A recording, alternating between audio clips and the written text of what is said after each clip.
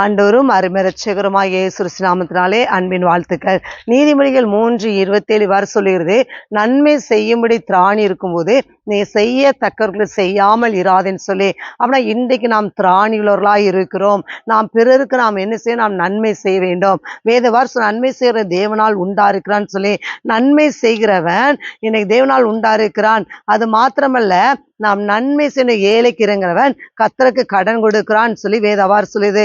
ஆனா நீங்கள் நன்மை செய்யுங்க, பிறருக்கு நீங்கள் உதவி செய்யும் போது கர்த்தர் உங்களை மேன்மைப்படுத்தார். இதே போலதான் ஒரு சமயம் கர்த்தர் என்னோடு பேசின காரியம், ஒரு சகோதரிக்கு ஜோம் பண்ணப்போ, ஜோம் பண்ணிட்டு நீ அவங்ககிட்ட வாங்காத, நீ ஓன்ட்ட உள்ள காரியத்தை நீ ஓன்ட்ட உள்ள காணிக்கை கொடுத்துட்டான்னு சொல்லி கர்த்தர் என்னோடு இடைப்பட்டார். என்கிட்ட இருந்தது ஒரு சொற்பமான குறைந்த காணிக்கை தான். உடனே அதை கொடுக்க ஆரம்பித்த அந்த சகோதரி அழ ஆரம்பித்தார்கள். அப்ப ஏன்னு சொல்லி நான் கேட்கும் அந்த சகோதரி சொன்னாங்க, நான் இந்த தேவையோடு தான் இருந்தேன்னு சொல்லி. பாருங்க, பிறகு எனக்கு தேவைகள் இருந்தது, நான் கொடுத்துட்டு வந்துட்டு ஐயோ நம்ம தேவைக்கு என்ன செய்யன்னு சொல்லி நான் நினைத்தேன். அப்போ இருக்கும்போது அடுத்த நாள் எந்த தேவையோ அந்த தேவையை கர்த்தர் எனக்கு சந்தித்து கொடுத்தார். நீங்களும் உங்களுக்கு திராணி இருக்கும்போது பிறருக்கு நன்மை செய்யும் போது கர்த்தர் உங்களை ஆசீர்வதிப்பார். எனவே கர்த்தர் தாமே உங்களை ஆசீர்வதிப்பாராக.